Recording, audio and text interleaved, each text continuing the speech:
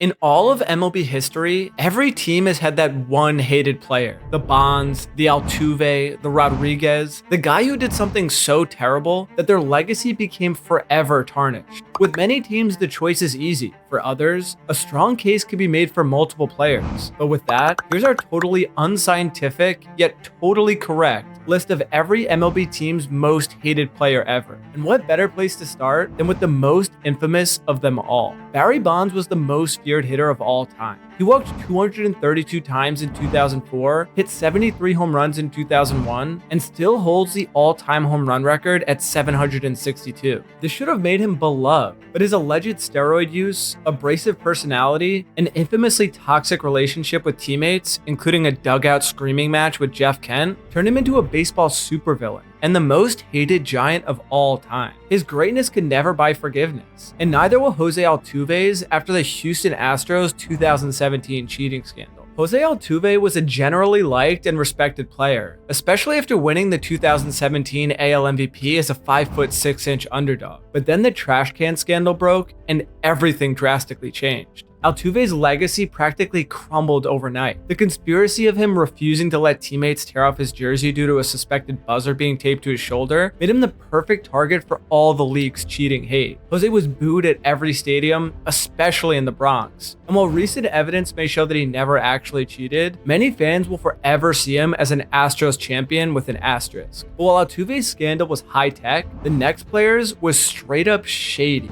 Alex Rodriguez was one of the most talented players ever.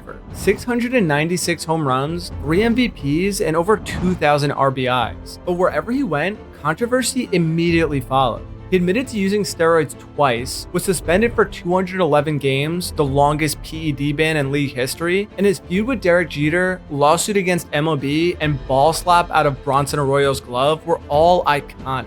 He told on teammates, allegedly threatened whistleblowers, and somehow managed to be both the best player on the field and the least liked guy in the clubhouse at the exact same time. By the end of his career, Yankees fans cheered his hits and booed just about everything else. Yet as polarizing as he was, few players were as universally disliked as the White Sox's AJ Pierzynski. He is going. Here comes a throw by Merton. It is a collision at the plate, and Pierzynski not only bangs into Barrett, bangs onto the plate, and here... AJ Pierzynski managed the rare feat of annoying both opponents and teammates alike.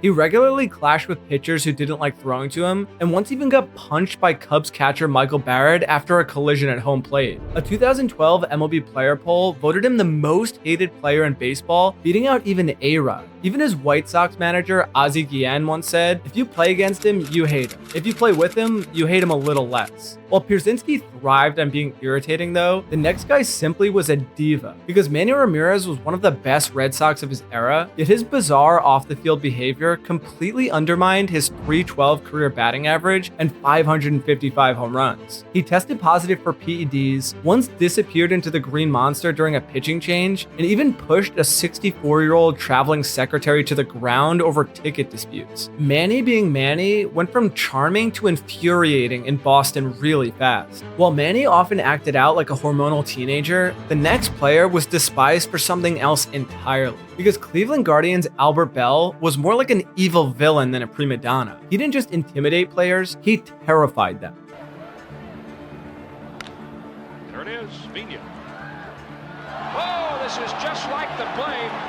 Bell was a walking brawl on and off the field, but that's just the tip of the iceberg. Once, after being suspended for using a corked bat in 1994, he persuaded a teammate to sneak into the umpire's lounge through a ceiling vent and swap it out. Teammates dreaded him, reporters avoided him, and fans knew anything could happen when he was on the field, in an entertaining but completely horrifying way. Where Bell thrived on intimidation though, this next player fueled his playstyle simply through ego and paranoia. Gary Sheffield had 509 career home runs, 9 All-Star appearances, and one of the fastest bats the Dodgers had ever seen. But he also burned bridges at every stop, he publicly criticized management in LA, hinted that he made errors on purpose, and called out teammates and media constantly. He played angry, and he made sure everyone knew it. And only the next player, a beloved man turned criminal, probably stacked up as many enemies as Sheffield did. Lenny Dykstra was once an epic Philly. He was the gritty center fielder that helped lead the 1993 team to the World Series. But then everything unraveled. After retirement, he was arrested for bankruptcy fraud, grand theft auto, drug charges, and so much more. He was once even arrested for making threats to an Uber driver, where Lenny pulled out a gun and threatened to kill the driver if he didn't change the agreed upon destination. Once nicknamed Nails for his toughness, he became far more known for mugshots than baseball play. Philly fans went from celebrating him to distancing themselves really fast, just like the Braves, who tried to get as far away from John Rocker in 1999 as possible. While Rocker's remarks on our show back in November may have outraged Met fans, it was the comments he made to Sports Illustrated writer Jeff Pearlman that caused a national outcry. Rocker told SI he would never play for a New York team. Here's a recap of his most inflammatory remarks. John Rocker had 38 saves in 1999, a 2.49 ERA, and one of the nastiest sliders in the league. That was all quickly overshadowed after a 1999 Sports Illustrated interview where he went on a vile and racist rant that completely ruined his reputation. One quote from the interview went, quote, "Imagine having to take the number 7 train to the ballpark, looking like you're riding through Beirut, next to some kid with purple hair, next to some queer with AIDS, right next to some dude who just got out of jail for the 4th time, right next to some 20-year-old mom with 4 kids. It's depressing." Fans across the country deservedly turned on him. The Braves gave him one more season, but his name became shorthand for open bigotry in sports, something only the Tigers' Ty Cobb might have been remembered more for. Ty Cobb batted .366 lifetime and had 4,189 hits, but he's remembered just as much for his talented ball play as his violence and racism. He was known for sharpening his cleats prior to games to intentionally draw blood during slides. He once beat up a disabled fan in the stands who had no hands, and even in his own time, when society was far less progressive, he was widely disliked by teammates and opponents alike. If baseball had villains before television, Cobb was the prototype. But if Cobb stomped his way to infamy, then the next player bet his way into it. Because Pete Rose collected more hits than any player in history, 4,256 to be exact, and he likely would have been one of the most loved Reds in history, if not for a scandal in 1989 that changed everything. Pete was banned from the MLB for life after betting on games as a manager. Reds fans were heartbroken. Baseball fans were furious. Charlie Hustle became Charlie Hustle, and the backstabbing nature of it all tarnished Pete's legacy forever. While he may have gotten his lifetime ban revoked recently, he is still one of the most controversial players of the last century, only potentially topped by steroid-abusing Oakland Athletics whistleblower Jose Canseco. In 2005, Jose Canseco publicly admitted to using steroids in his tell-all book, Juice, but he didn't just mention himself. He named many names: Mark McGwire, Rafael Palmeiro, Jason Giambi, Alex Rodriguez, and he claimed up to 85% of MLB was juicing. That paired with plenty of legal issues, domestic violence arrests, and once accidentally shooting his own finger off while cleaning a gun, made him public enemy number 1 for many years. The A's got home runs and headlines, and decades of backlash. But if Canseco's tell-all turned teammates against specifically him, then the next guy might have been worse, because he cheated in a way beyond steroids. Gonzalez to third gives Sosa his 25th RBI on a broken back. The Cubs lead by 1 here in the first inning. Well, this isn't They're good. looking for a few more pieces of the lumber. No, they're looking to see what's in the bag.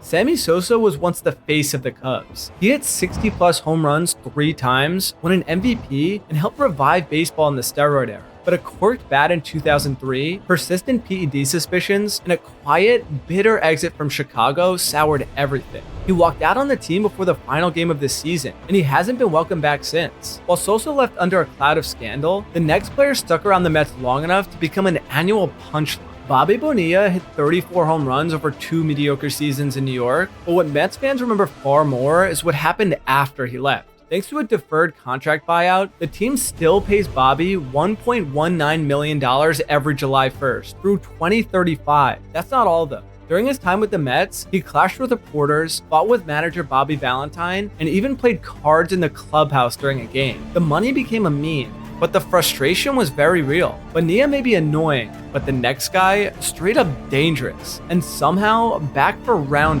2. Yes, Bonds again, because he wasn't exactly beloved as a Pirate either. Before the home run records, steroid debates, and court cases, he was already clashing with media, ignoring fans, and reportedly so disliked in Pittsburgh that his own teammates encouraged pitchers to throw at him. During spring training in 1992, he was so hated in the clubhouse that he got absolutely ripped to shreds by manager Jim Leyland. I'm the manager of this team, that's why, man.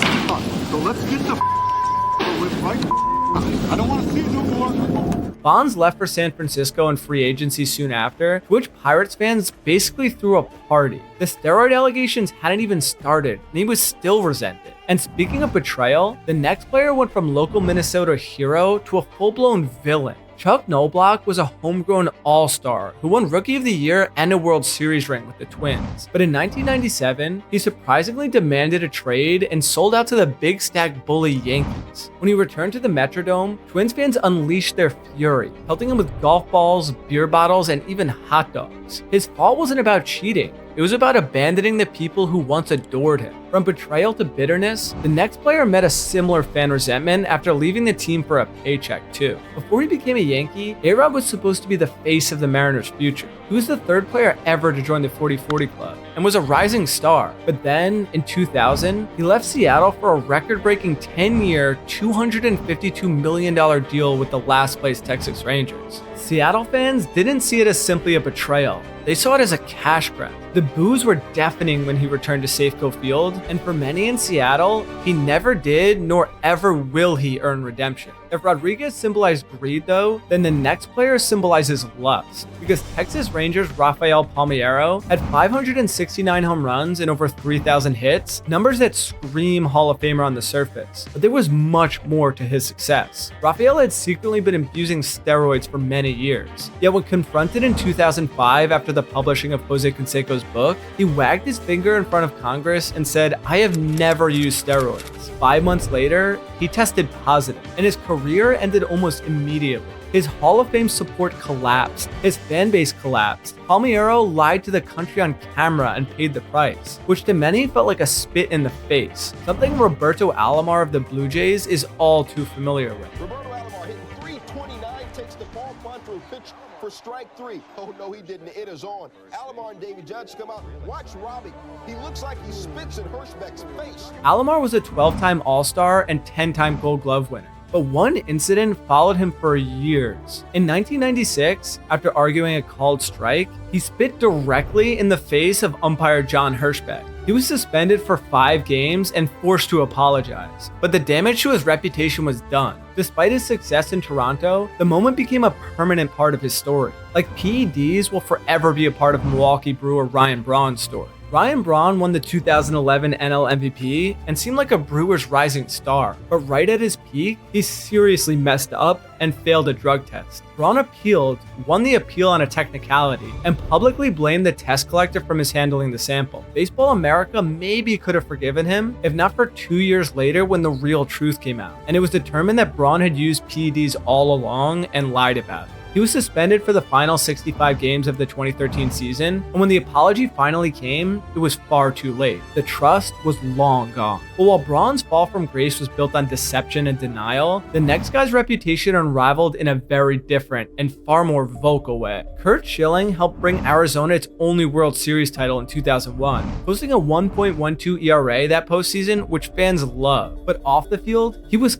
constantly at war. Whether it was with the media, teammates, or later half the country, he had his opinions and he made sure they were known. He even smashed a dugout camera in a 2003 outburst and later spiraled into political controversies, conspiracy theories, and social media bans that polarized his fan base, and even potentially kept him out of Cooperstown. His stats were elite, his public persona, not so much.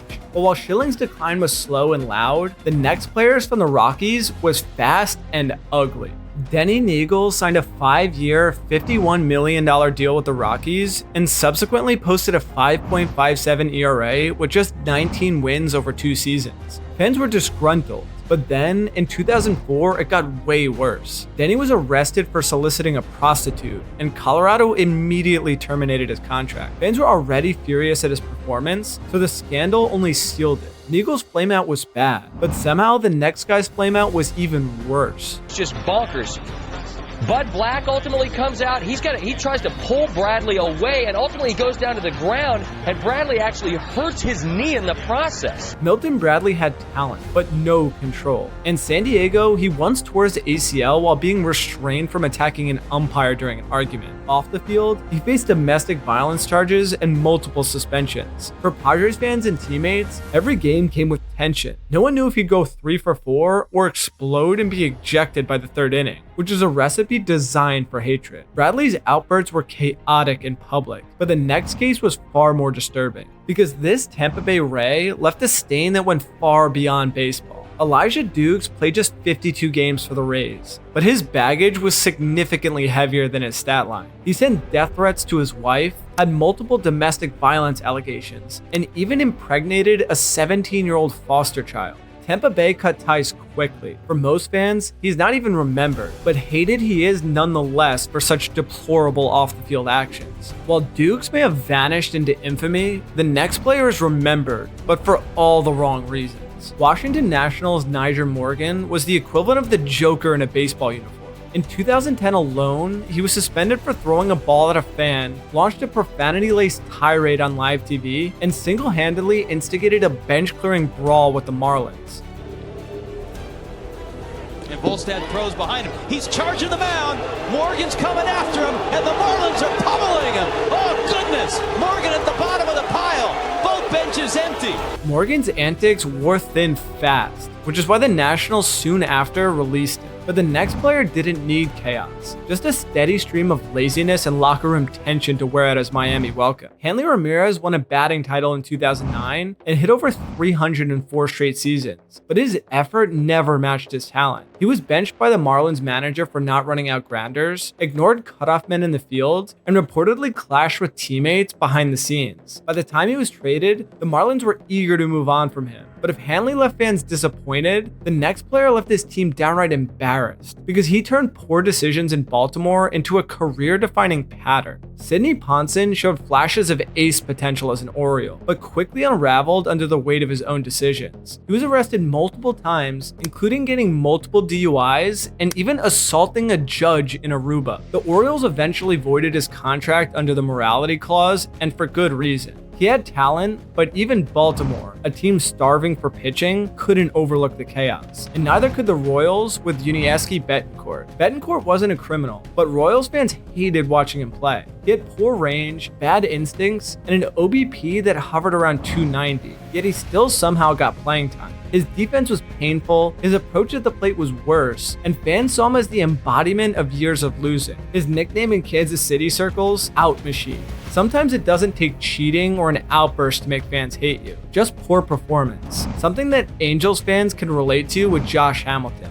Hamilton's story should have been redemptive, but in Anaheim, it was anything but. After signing a 5-year, $125 million contract with the Angels, he imploded. He struggled on the field, relapsed off of it, and was publicly disowned by the team after self-reporting his drug use. Team owner Art Moreno said he didn't want Josh back, and fans quickly turned. In less than 2 seasons, Hamilton went from franchise savior and recent MVP winner to an unwanted distraction, just like Scott Rowland's legacy transformed into in St. Louis. Scott Rowland was a Gold Glove machine, a key piece in the Cardinals' 2006 World Series run, and one of the best third basemen of his era. But that didn't stop him from becoming a villain. His feud with manager Tony La Russa boiled over in 2007 when La Russa benched him during the playoffs. Rowland then demanded a trade, took subtle jabs at the organization after leaving, and wound up with the rival Reds. Many fans saw him as a clubhouse cancer who bailed when things got tough. And years later, even after his Hall of Fame induction, some Cardinals fans still haven't forgiven him, proving that in St. Louis, loyalty matters just as much as talent. Amongst all the hated players discussed though,